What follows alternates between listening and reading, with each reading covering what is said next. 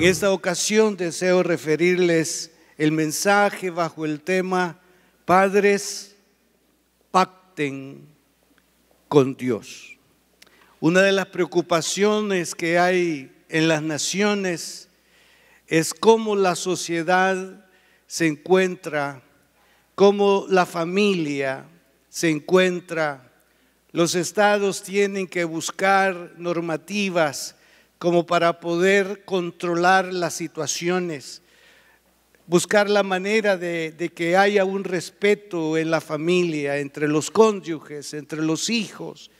Lamentablemente, por ser una ley o por ser ley, hay muchas personas que no están de acuerdo a abrazar normativas o leyes.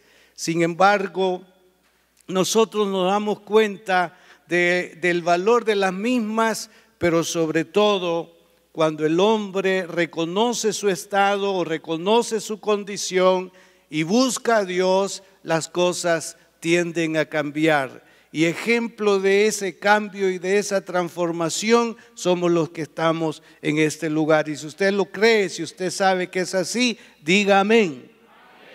Diga amén. Vamos a dar lectura a la palabra de Dios en el segundo libro de Crónicas, capítulo 28, y particularmente comenzaré del versículo 8 en adelante, aunque está señalada la cita del versículo 3 al 11, pero me limitaré a dirigirle en la lectura del versículo 8 en adelante. Así reza la palabra de Dios. Por tanto, la ira de Jehová ha venido sobre Judá y Jerusalén y los ha entregado a turbación, a execración y a escarnio, como veis vosotros con vuestros ojos. Y he aquí nuestros padres han caído a espada y nuestros hijos, nuestras hijas y nuestras mujeres fueron llevados cautivos por esto. Ahora pues, yo he determinado hacer pacto con Jehová, el Dios de Israel, para que aparte de nosotros el ardor de su ira. Hijos míos, no os engañéis ahora, porque Jehová os ha escogido a vosotros para que estéis delante de él y le sirváis, y seáis sus ministros y le queméis incienso. ¿Qué es un pacto? Es un compromiso o convenio establecido entre dos o más personas, grupos o estados con el consentimiento de todas las partes involucradas, etc. Pero ¿qué es pactar con Dios? Es una decisión voluntaria de andar con Él y sujetarse a sus palabras y mandamientos. Buscaré con la ayuda del Señor el que todos nosotros volvamos a una sensibilidad respecto al rol que representamos en una familia, que representamos en la sociedad, que representamos en la nación. Buscaré que usted nuevamente pueda inspirarse a celebrar su altar familiar. Hace un año dimos una serie de mensajes relacionados a ello y estamos emocionados por la recepción que recibimos. Y gracias al Señor, porque yo sé que con el correr de los días, y si usted tiene tiempo, podrá venir y decir, para mí el altar familiar representa una bendición. Para mí el altar familiar, ese momento que pude reencontrarme conmigo mismo, con Dios y con los míos, es lo más hermoso que ha podido pasarme. Y desde luego, tomando en cuenta, en consideración esta historia encabezada por el rey Ezequías, quiero conducirles a lo que él hizo y que nosotros también, vosotros padres, podréis hacer. Entre otras cosas, indagó sobre la conducta de sus antepasados o de sus padres. Consideró el mal en que estaba el pueblo, entre paréntesis la familia, determinó buscar el cambiar la situación y al final buscaré hacerles una aplicación. La Biblia es un libro, hermanos, que no solamente deberíamos de verlo en el Antiguo Testamento particularmente como hechos históricos. San Pablo sabiamente y dirigido por el Espíritu Santo pudo decir: estas cosas fueron escritas para que vosotros no volváis a cometer las mismas cosas que en el pasado cometieron. Entonces significa que no solamente debemos de ver lo que sucedió a Judá, lo que sucedió a Israel, lo que le sucedió a los cananeos, sino tenemos que aprender la lección para que no nos ocurra a nosotros lo mismo que les ocurrió a ellos. Posiblemente, ya entrando un poquito a la parte de la familia, todos nosotros conocemos nuestra ascendencia, quizás hasta la tercera y todavía hasta la cuarta generación. Y podemos entresacar de estas cuatro quienes fueron ejemplares para nosotros, o los fracasos o las crisis en las que ellos se vieron. Si eso nosotros lo conocemos, ¿por qué vamos a repetir o por qué repetimos la historia? La palabra de Dios es un libro que nos advierte y es un libro que nos muestra cómo debemos de ser y conducirnos a fin de que nuestras almas sean prosperadas y a fin de que podamos tener una comunión íntima y franca con el Señor. Pero tomemos el caso de Ezequías. Él indagó sobre la conducta de sus padres. En el caso de Acaz, no tanto indagó, sino que él conoció a cabalidad cómo era la forma en que él actuó. Se dice que de entre los reyes de Judá, este fue el rey que más daño y más mal le hizo a esa sociedad y a sí mismo, porque no tomó en cuenta a Dios. Porque él hizo cosas ilícitas y hizo cosas que iban en contra de los dichos del Señor.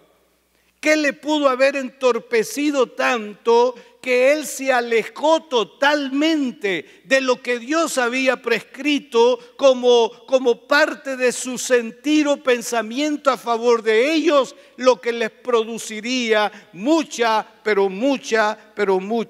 bendición? Entonces él estuvo muy próximo a su padre y casi fue un corregente del estado al lado de su padre Acaz. Y este hombre, es decir, Ezequías, pudo ver la degradación moral y espiritual en la que cayó su padre. Esto estaba de primera mano y usted puede en este momento pensar que no siempre somos lo que vemos en otros. Podemos estar viendo cómo son y nosotros disponernos a ser diferentes.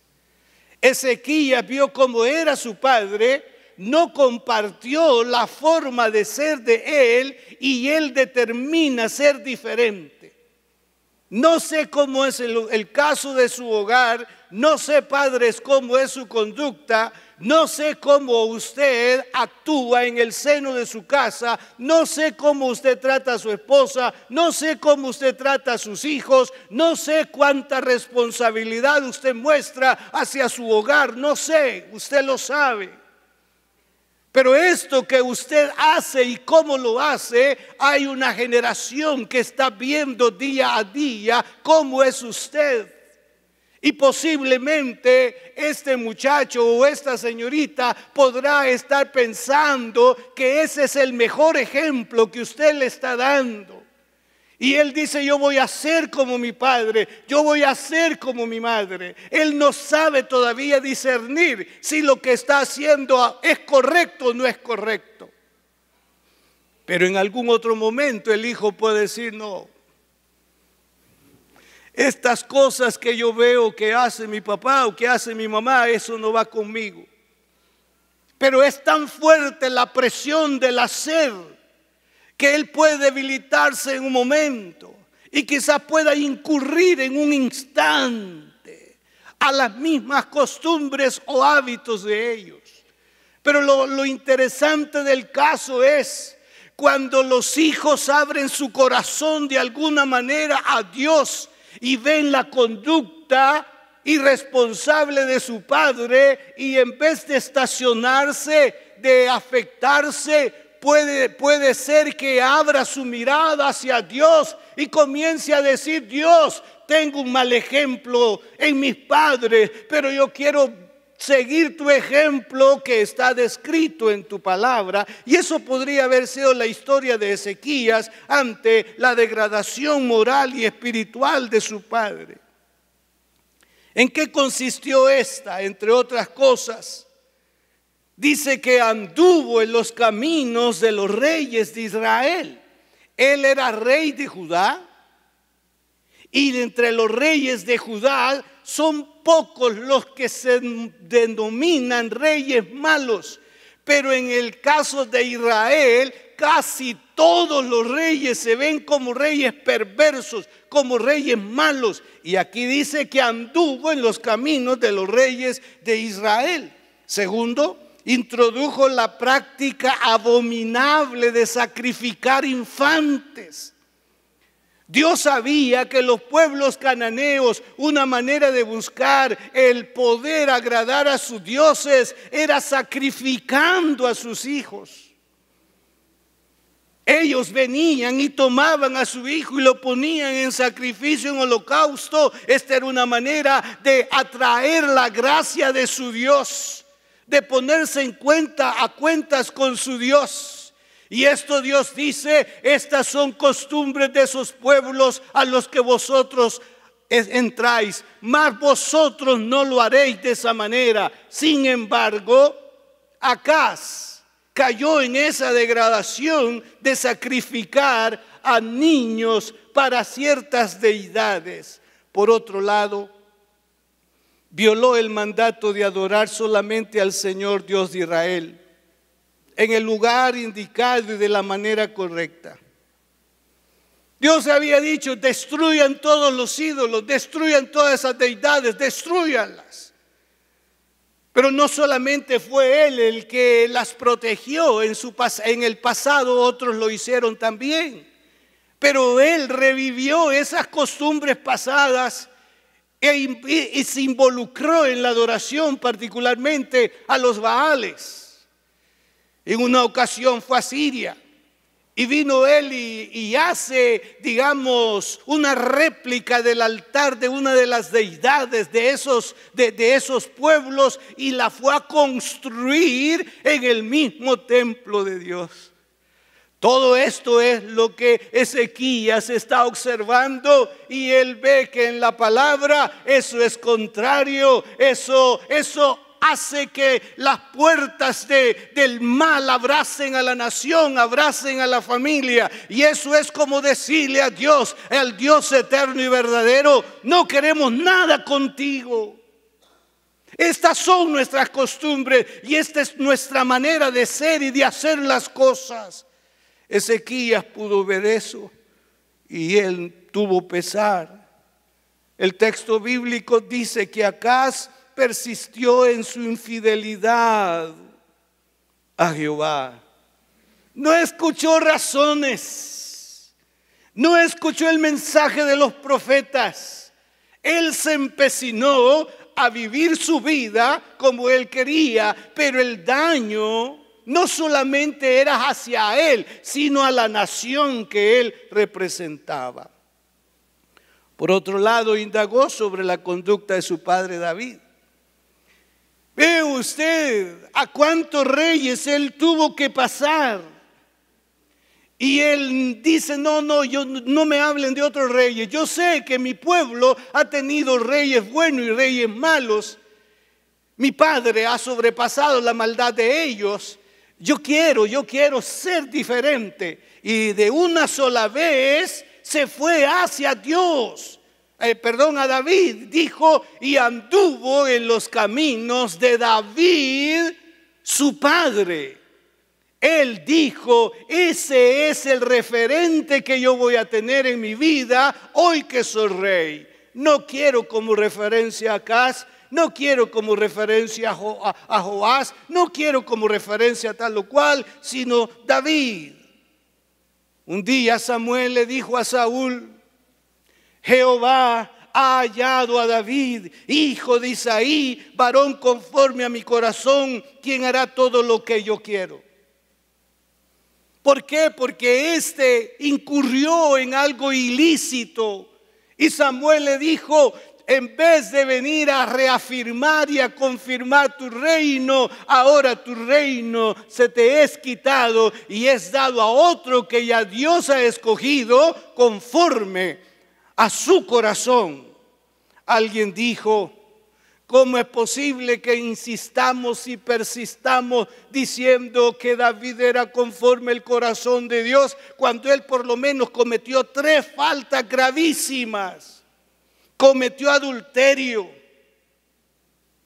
se involucró en un crimen organizado y entró en una desobediencia o falta de fe al censar al pueblo. Entonces, ¿cómo es que se dice que él era conforme al corazón de Dios? Y esta puede ser la respuesta. Lo que Dios está destacando como bueno en este verso, es decir, conforme a mi corazón, no son los pecados de David, sino la obra de David. David hizo todo lo que Dios le mandó a hacer. David tuvo esas capacidades y facultades de buscar cómo agradar a Dios. Donde Dios fue, digamos, movido a mayor pasión hacia ese hombre, fue cuando se presentó diciendo, yo vivo en una casa tan hermosa, artesonada y esto y lo otro, y mi Dios no tiene dónde. Le haré un templo. Pero no era cualquier templo el que él estaba pensando hacer. Él quiso un templo majestuoso y la historia así nos lo dice, que Salomón al final edificó un templo maravilloso. Entonces Ezequías dijo, no quiero ser como mi padre en esto. Yo determino ser diferente y el mejor ejemplo que yo tengo se llama David, pudo haber dicho.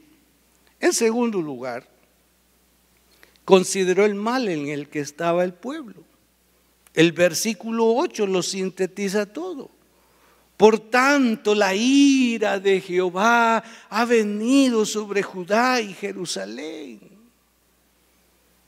Esta palabra, hermanos, o esta declaración nos hace ver que todo el bien al que estos tenían derecho por ser el pueblo de Dios, a causa de esa conducta, de esa falta de oír, de escuchar, y de hacer lo que Dios había indicado que hicieran, los llevó precisamente a situaciones muy, pero muy lamentables. Ese pueblo que gozaría de lluvia, la lluvia necesaria para que la tierra produjera, tiene que lamentar que no hay lluvia. Esa promesa que Dios les había hecho, y no permitiré que las enfermedades vengan a ustedes, porque yo soy Jehová, su sanador. De repente el pueblo está envuelto en enfermedades. Ninguna plaga de las que envié a Egipto les enviaré a ustedes, pero están sufriendo plagas. Eso forma parte de la ira, eso forma parte de la indiferencia, eso forma parte del resultado de su hacer, de su vida distante de Dios. Eso que él ha visto entonces mueve sus entrañas y como un hombre responsable de la designación de lo que él sería o haría, empieza por buscar el rostro de Dios para cambiar la historia. Y el texto bíblico precisamente dice que los pasos que él dio fueron pasos que agradaron al Señor y cambió la historia. Es posible que cuando el corazón del hombre se vuelve un corazón penitente delante de Dios, puede cambiar su realidad de este momento.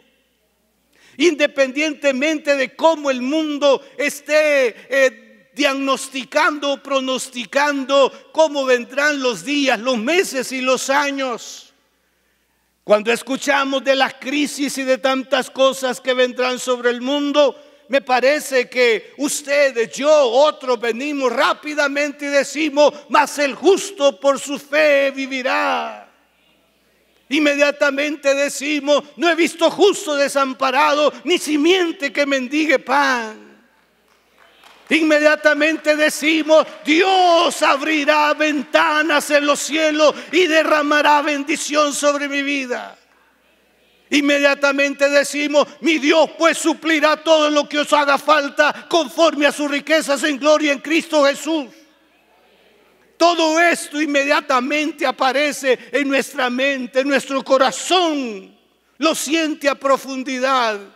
Sin embargo, no solamente es expresarlo, sino es estar comprometido con lo que decimos y con quien lo prometió, para que las cosas en medio de las crisis sean diferentes. No nos olvidemos que es necesario buscar primeramente el reino de Dios y su justicia, y todo lo demás vendrá por añadidura. Si usted lo cree, diga amén. Aleluya. Gloria a Dios. Entonces él ve el mal en el que está el pueblo y él se determina que esto tiene que cambiar, y en sus manos hay gran responsabilidad, gran capacidad para lograr hacerlo. Cuando él consideró el mal en el que estaba el pueblo, determinó buscar el cambiar la situación. Observemos los pasos que dio. Primero, abrió las puertas de la casa de Dios. El templo estaba cerrado, hermanos. El interés por la casa de Dios no existía. La falta de consideración a la casa de Dios y la atención a la casa de Dios se había descuidado, había desaparecido. Al punto que su irreverencia y no sé qué más le llevó a quitar el oro de las puertas del templo. Lo utilizó para otras cosas. Y aquello que estaba en exclusividad para el templo, él lo toma y hasta lo manda de regalo a reyes. No hay interés en la casa de Dios. No hay interés de celebrar las disciplinas o los asuntos que Dios mismo había establecido en la casa de Dios. No hay sacrificios, no hay holocaustos, no hay ofrendas, no hay un pueblo buscando reverentemente a Dios. Las puertas están cerradas, la casa de Dios está cerrada, pero Él dice: vamos a abrir las puertas de la casa de Dios. Ahora que ha determinado abrir las puertas, se da cuenta que no están las personas señaladas, determinadas para poder atender los asuntos de la casa de Dios. Levitas y sacerdotes no se encontraban. Algunos pocos estaban muy cerca, quizá añorando la casa de Dios, el poder hacer o celebrar los sacrificios, pero la gran mayoría se había apartado de su responsabilidad. Pero vamos primero a la parte, digamos, moral. Algunos habían entrado en desobediencia. Hablo de sacerdotes y levitas. Y entonces él hace un llamado general y los concientiza en relación a cómo están las cosas y les dice: ustedes tienen una responsabilidad con nosotros, ustedes tienen una responsabilidad con el pueblo, vuelvan a hacer las cosas que solamente a ustedes se les permite hacer. Lo primero que tenían que hacer era reconciliarse con Dios.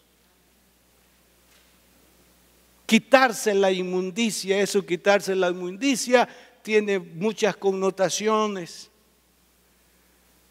Y ahora les dice que ustedes están listos y aptos, preparen toda la casa de Dios. Y hermanos, la casa de Dios tenía de todo. Estaba sucia totalmente. Estaba como esas casas que se dejan de habitar y no se abren las puertas para nada. Ya usted puede imaginarse.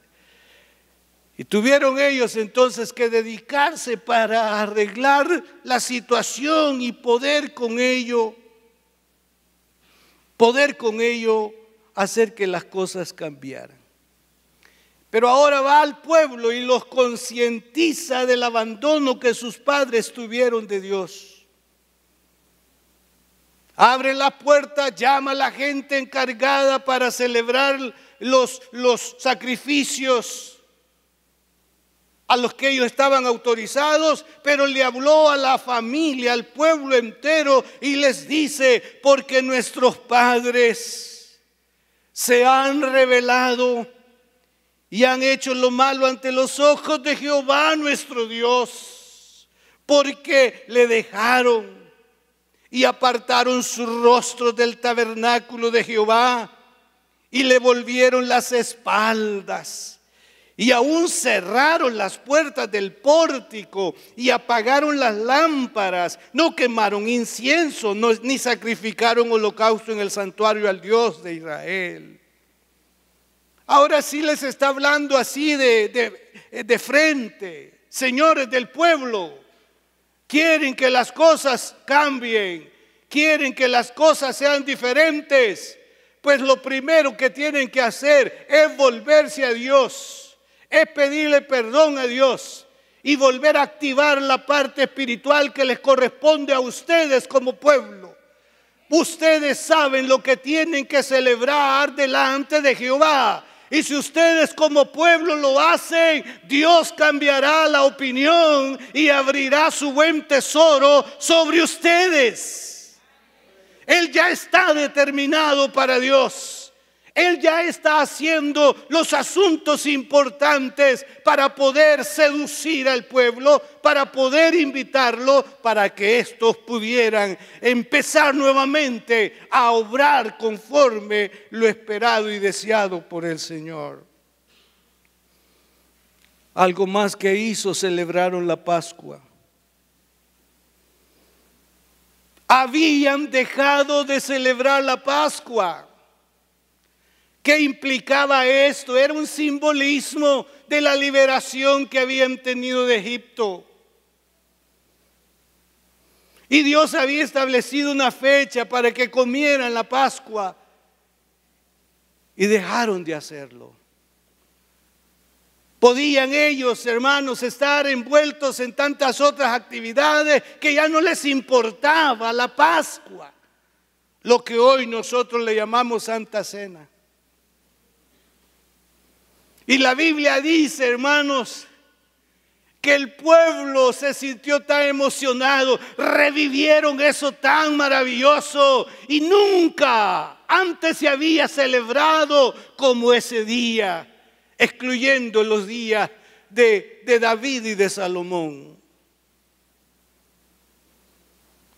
Pero qué bueno cuando el pueblo, hermanos, se reunió, comieron todos, recordaron las bondades del Señor y todo eso fue festivo dentro del mismo pueblo.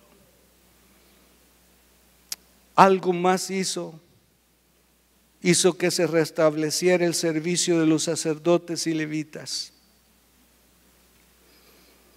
Preguntó a los sacerdotes: ¿y ustedes dónde han andado? El lugar que les corresponde a ustedes es este lugar, el santuario. Tuvieron que decirle, rey, no teníamos que comer. No teníamos para alimentar a nuestra familia. Porque el pueblo dejó de traer las primicias. El pueblo dejó de traer las ofrendas. El pueblo dejó de traer los diezmos. Y como responsables de nuestra familia nos fuimos a trabajar. Y él se sintió triste. Si usted lee los capítulos 29, 30, 31, 32 se va a dar cuenta. Él se entristeció por eso. ¿Qué me están diciendo? Sí, es por falta de sostén. El pueblo se volvió indiferente.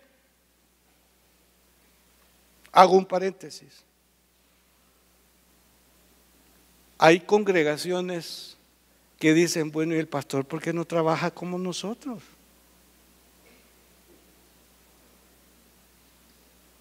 Debería él también de ir a trabajar, que vaya a hinchar el cuero, el pellejo, que se queme el lomo. Porque para muchos esto no es trabajo. Pero note usted, el Señor pregunta, ¿por qué ustedes están haciendo a lo que ustedes no fueron llamados? A lo que ustedes fueron llamados es a enseñarle al pueblo, a recordarle al pueblo, a presentar al pueblo, a interceder por el pueblo. ¿Y el pueblo qué es lo que tiene que hacer?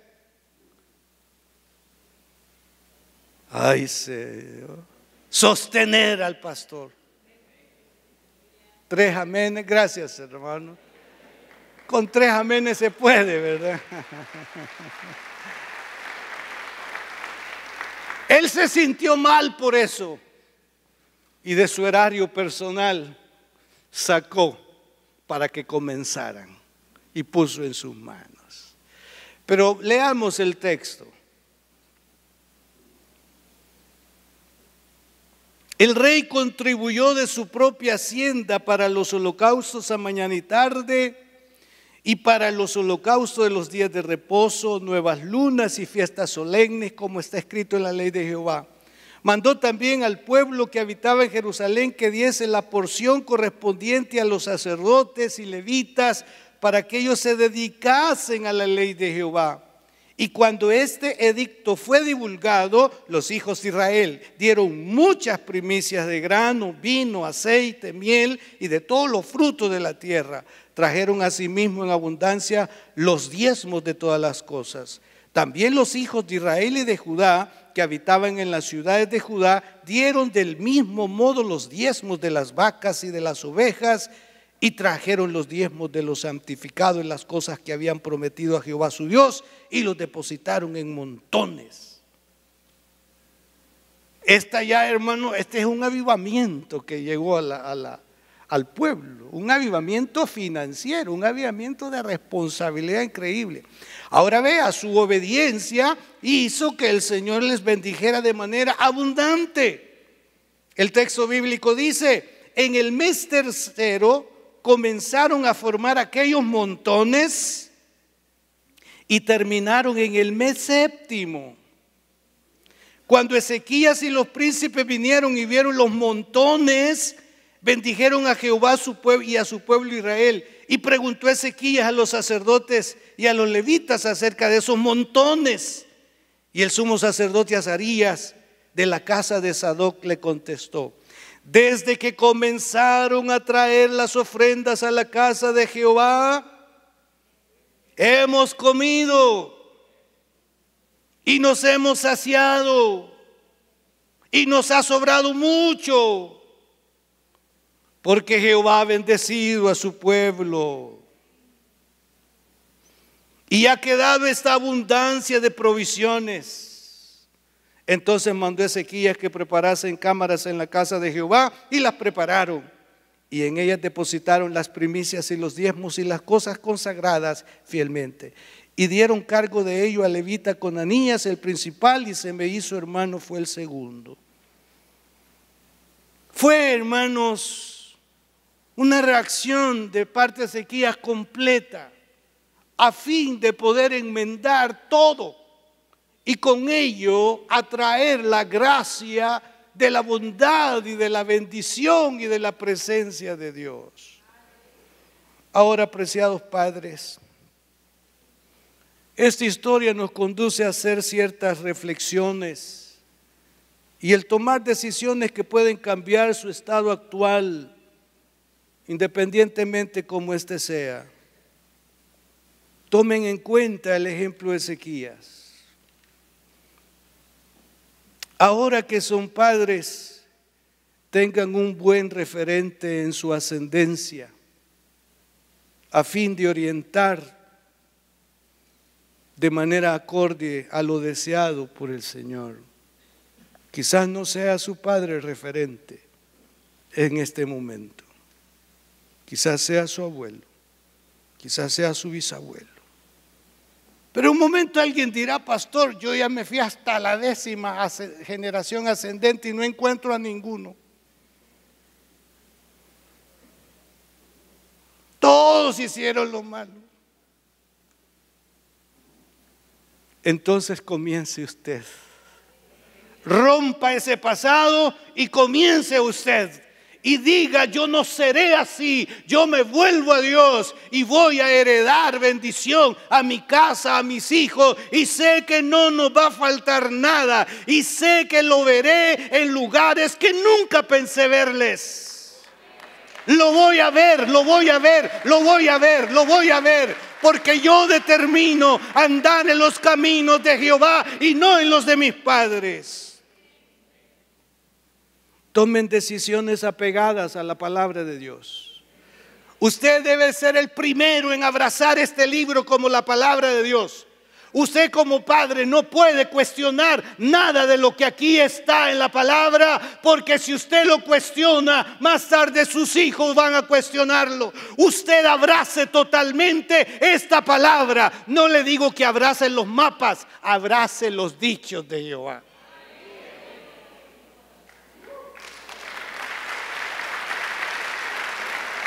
Quizás ni su propio hijo le va a entender hoy, pero usted replique estos dichos de Jehová. Determinen obedecer al Señor aún en lo más mínimo.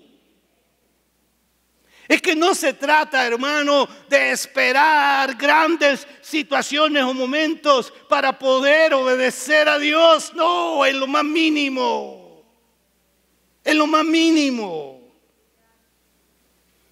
Celebren como familia las disciplinas espirituales que son vitales para su crecimiento en el Señor. Hágale sentir a su hijo el valor de la oración. Hágale sentir a su hijo el valor del ayuno. Hágale sentir a su hijo el valor de la vigilia. Hágale sentir a su hijo el valor de venir a los cultos. Preocúpese si vienen aquí a las instalaciones, pero no vienen al culto. Preocúpese. Porque la iglesia son ustedes. Allá, hermano, estas son las instalaciones. Preocúpese.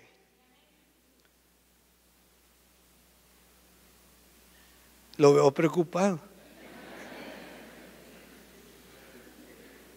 Hermano, David lo dijo: yo en mi casa, yo me alegré con los que me decían: a la casa de Jehová iremos. Los hijos replican la conducta nuestra. En un momento amanecemos con ganas de culto y en otras ocasiones no amanecemos con ganas de culto. Y cuando nosotros tenemos deseos del culto, hijo, nos vamos para la iglesia. Fíjate que he amanecido como amaneciste vos la semana pasada, sin ganas de culto. ¿Cómo cambiamos esto? Hermano, estar en un culto no es por tradición, no es por qué sé yo.